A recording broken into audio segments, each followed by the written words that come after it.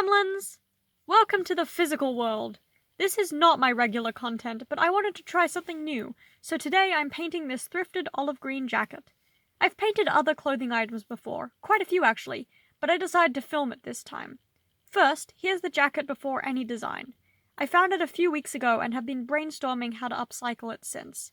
Before I start painting anything, I want to plan my design. Welcome back to the digital world, where I am sketching the design I already had in mind. I did all the brainstorming and sketching a few weeks ago, and did not record any of it, because I was not initially planning to film this project. I did a lot of brainstorming by scrolling through Pinterest, as well as sketching lots of ideas, some better than others. The design I decided on is an overgrown skull. I really like skull and forest imagery, and I'm combining those two elements into one.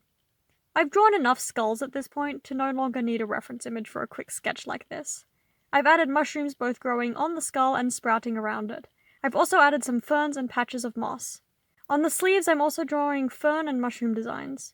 The jacket is a muted green color, so the design will be made of lighter and darker shades to keep it visible against the background. The ferns will be fairly dark, and the skull will be an off-white color with black shadows in the eyes, nose, and around the mouth. The mushrooms are light brown. This is just a quick sketch, but it gives me all the information I need. I can see the colors I'll need, where the shapes are, and in what order I need to paint the design. The next step is transferring the design onto fabric. I'm using a regular cheap marker for this sketch, which may or may not actually be a good idea. It shows up well on the fabric, but I don't know if it will bleed through the paint, or wash out, or transfer onto my hands. I've drawn this design enough times that it was easy to sketch. I decided against drawing highly detailed fern fronds for my own sanity. This is my first time working with new paint and brushes, and I didn't want to make my first project too complicated. Now that the sketch is done, it's time to start painting. Before I can add any paint to my fabric, I have to mix the color I need.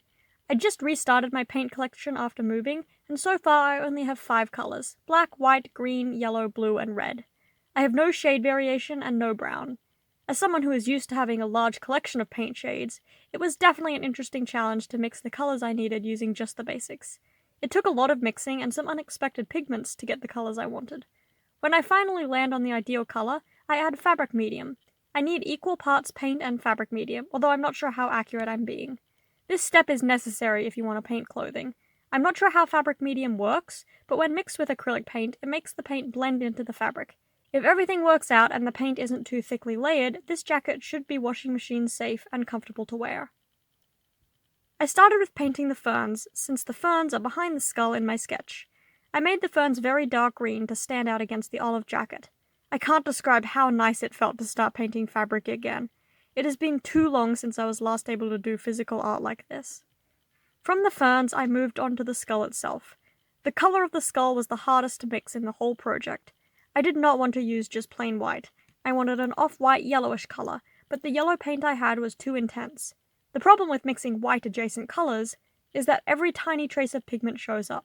I kept getting close to my desired color and then ruining it by adding too much pigment. It looked too pink, then too green. Finally, I landed at a yellow-greenish white that was close enough to what I wanted, and I decided to stop mixing for fear of losing it. I did not shade the skull. I didn't shade any of this artwork. To keep it simple, I left everything as block colors. This meant the skull was easy to paint. Most of it was a large and undetailed block of color. I did have to be more careful and detailed around the outlines of the mushroom. My most recent fabric painting project fell apart because I layered the paint too thickly, and it was ruined in the wash. I'm now being extra careful about avoiding layering when possible. I could have painted the whole skull and then painted mushrooms on top, but in this project I wanted to avoid that. The few places where colors overlap also ended up being slightly discolored. I didn't realize how much of the final color was influenced by the olive green underneath, until that olive green couldn't shine through.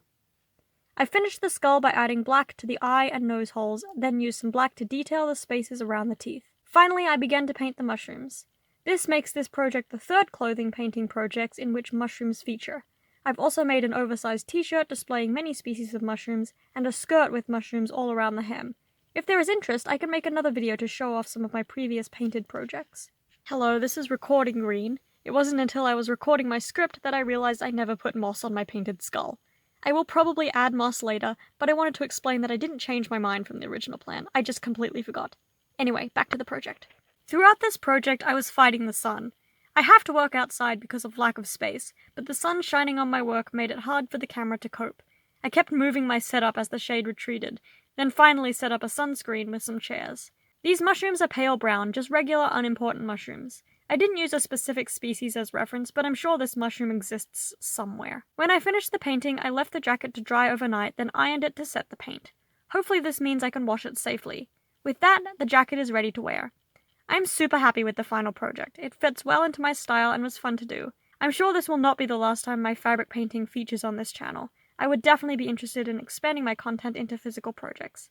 This jacket is giving forest punk, goblin core, or fairy grunge vibes, which I love. Definitely let me know if you're interested in more content like this. Until next time, bye!